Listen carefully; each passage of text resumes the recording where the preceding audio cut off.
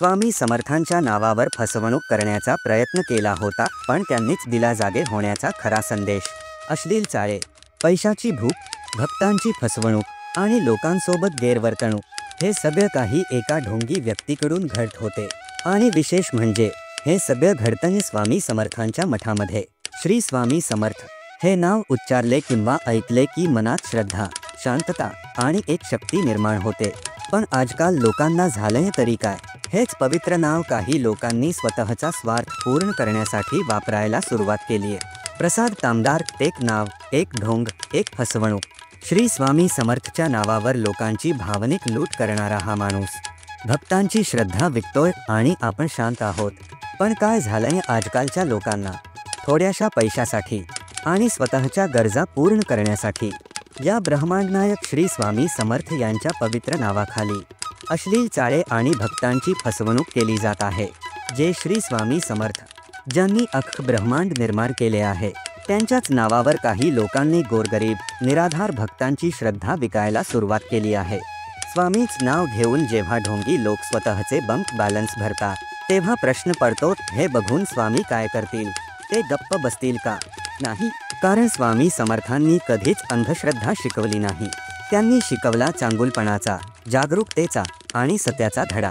प्रसाद तामदार, सुशिक्षित तरुण जो स्वतःला श्री स्वामी समर्थांचा परमभक्त म्हणतो आणि सांगतो की त्याला दिव्यशक्ती प्राप्त झाली आहे। 2021-22च्या सुमारास प्रसाद तामदार याने स्वतःला बाबा म्हणून मांडायला सुरुवात केली आणि पुण्यात यशवंतगड, बावधन येथे स्वामी समर्थांचे मठ सुरू केले। सुरुवातीला तो मठ स्वामी समर्थांचा आहे असं वाटत होते, म्हणून लोक तिथे श्रद्धेने जाऊ लागले। त्यावेळी या भोंदू बाबाने आपल्या गोडगोड बोलण्याने लोकांना भुलवायला सुरुवात केली। त्याने लोकांना सांगायला सुरुवात केली की स्वामी समर्थ माझ्या माध्यमातून बोलतात, मला आदेश मिळतोय। आणि मग त्याने भक्तांची फसवणूक करायची सुरुवात केली। तो भक्तांचा मोबाईल घ्यायचा आणि म्हणायचा, तुमच्या फोनमध्ये वास्तुदोष आहे, योग्य दिशा लागते, त्यासाठी एक ॲप डाउनलोड करावं लागेल। भक्तांची सेवा झाली की त्यावेळी बाबा त्यांना म्हणायचा, तुमचा मोबाईल इथेच एका विशिष्ट ठिकाणी ठेवा। पण यामागे एक मोठं रहस्य लपलेले होते, कारण याआधीच त्याने भक्तांच्या मोबाईलमध्ये एक हिडन ॲप डाउनलोड करून ठेवले होते। त्या ॲपमधून तो भक्तांच्या मोबाईलवर लक्ष ठेवायचा, ते कुठे जात आहेत, काय खात आहेत, कोणते कपडे घालतात, अगदी त्यांच्या खासगी गोष्टींपर्यंत। हा भोंदू बाबा भक्तांच्या वैयक्तिक आयुष्यावर नजर ठेवत होता आणि हे सगळं करत होता सेवा या नावाखाली। स्त्रियाच काय सांगा, पण याने पुरुषांनाही सोडले नाही। त्याचे वर्तन, त्याचे चाळे हे काहीही एक सच्च्या संताच्या जीवनशैलीशी जुळत नव्हते। पण तरीही सोशल मीडियावर 1.5-2 लाख फॉलोअर्स आणि मठामध्ये त्याच्यासमोर गर्दी, कारण लोकांना दिसत होते ते फक्त श्री स्वामी समर्थांचे नाव, पण विचार करत नाहीत, हे खरंच स्वामींचे वर्तन असू शकते का? स्वामी समर्थांच्या नावावर जेव्हा कोणी काही उपाय, दिशा किंवा संकटातून सोडवणूक सांगतो, तेव्हा एक क्षण विचार करा, आपले स्वामी कधी अशा चाळ्याचे समर्थन करतील का? हे प्रकरण तेव्हा उघडकीस आले जेव्हा एका भक्ताचा मोबाईल सतत गरम होऊ लागला। त्यांना शंका आली आणि त्यांनी आपला मोबाईल एका क्षेत्रात काम करणाऱ्या मित्राकडे तपासण्यासाठी दिला। त्यावेळी त्या मित्राने मोबाईल स्कॅन केला आणि त्यात एक छुपे ॲप सापडले, जे सतत फोनचा डेटा वापरत होते आणि बॅकग्राऊंडमध्ये चालू होते। हाच तो क्षण होता जिथून हे सगळे फसवणुकीचे मोठे प्रकरण उघड झाले। स्वतःला दिव्यशक्ती प्राप्त झाल्याचा दावा करणारा हा भोंदू बाबा शेवटी लोकांच्या लक्षात आला। सत्य उघड होताच काही भाविकांनी थेट पोलिसात तक्रार दाखल केली। सध्या हा भोंदू बाबा पोलिसांच्या ताब्यात आहे आणि चौकशी सुरू आहे।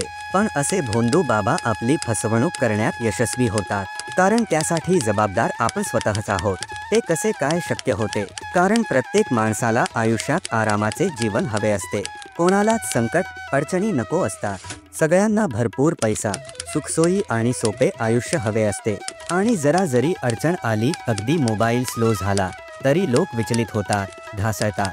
त्याच क्षणी हे भोंदू बाबा त्यांच्या मनावर असा प्रभाव टाकतात की भक्तांना वाटते हे सर्व काही सहज मिळू शकते, फक्त या बाबांच्या सांगण्यानुसार चालले की सगळं सुरळीत होईल। हीच त्या ढोंग्यांची खरी युक्ती असते, अशा असहाय, घाबरलेल्या मनाचा गैरफायदा घेणे। भोंदू बाबांच्या जाळ्यात अडकण्यामागे अजून एक खूप महत्त्वाचं कारण आहे, आणि ते म्हणजे आपल्याला स्वतःवरच विश्वास नसतो। जेव्हा आपण स्वतःवर विश्वास ठेवत नाही तेव्हा आपण देवावर खरं विश्वास ठेवणार तरी कसा? सगळ्यात महत्त्वाचे म्हणजे आपला सनातन धर्म हा अपूर्ण नाही. या धर्मात असंख्य ग्रंथ आहेत ज्या प्रत्येक अडचण प्रत्येक प्रश्नाचे उत्तर देतात. पण आपण ते ग्रंथ वाचत नाही कारण ना आपल्याला वाचनाची सवय आहे ना त्यात आपल्याला इंटरेस्ट वाटतो.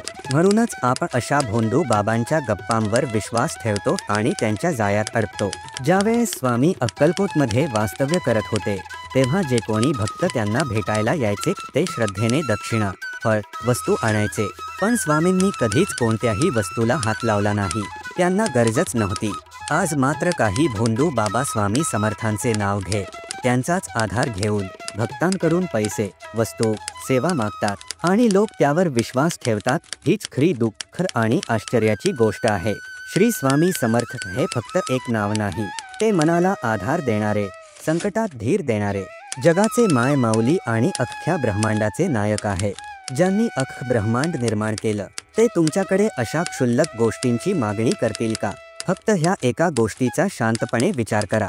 शरीर शुद्धीकरणासाठी अश्लील चाळे करणारा हा भोंदू बाबा जेव्हा असे काही सांगत होता तेव्हा लोकांनी थोडा तरी विचार का केला नाही? शरीर हे नाशवंत आहे, ते कधीच पूर्णपणे शुद्ध होणार नाही. खरं शुद्ध असायला हवे ते म्हणजे आपले मन आणि आपला आत्मा. स्वामी कधीच बाहेरच्या दिखाव्याने प्रसन्न होत नाही. तुम्ही जोपर्यंत त्यांना मनापासून हाक मारत नाही, त्यांच्या चरणांवर स्वतःला पूर्णपणे समर्पित करत नाही, तोपर्यंत स्वामींचे कृपाकटाक्ष मिळणे अशक्यच आहे. हो, मान्य आहे, आजच्या धावपळीच्या जीवनात ग्रंथ वाचायला वेळ मिळत नाही. पण असे काही कथा वाचक आहेत जे स्वतः मनापासून ग्रंथ वाचतात आणि त्या कथा सोप्या भाषेत आपल्याला समजावून सांगतात. हे लोक गावोगावी जातात, आता तर परदेशातही हेच कार्य करतात. आपल्याला तिथे प्रत्यक्ष जाणे शक्य नसते म्हणून त्यांच्या कथा सोशल मीडियावरून ऐकता येतात. पण आपण त्यांच्याकडे दुर्लक्ष करतो आणि त्या भोंदू बाबांच्या खोट्या चमत्कारांवर मात्र डोळे झाकून विश्वास ठेवतो. जे खरोखर भक्ती मार्गात मेहनत घेत आहे ते आपल्या दृष्टीस पडतच नाही. हीच खरी शोकांतिका आहे. दैनंदिन आयुष्यात आपण रोज ट्रेन किंवा बसने प्रवास करतो. प्रवास करताना आपण त्या ड्रायव्हरला ओळखतही नसतो, पण तरीही आपण त्या गाडीत बसतो आणि जिथे पोहोचायचे असते तिथे उतरतो. कधी विचार केलात का, त्या माणसाला पाहता ओळखता आपण डोळे झाकून त्याच्यावर विश्वास ठेवतो. मग आपल्या जीवन प्रवासात स्वामी समर्थांवर पूर्ण विश्वास ठेवणे आपल्यासाठी का कठीण वाटते? ते तर ब्रह्मांडनायक आहे. ते नक्कीच आपल्याला योग्य स्थळी पोहोचवतील. फक्त मनापासून त्यांच्यावर श्रद्धा ठेवा.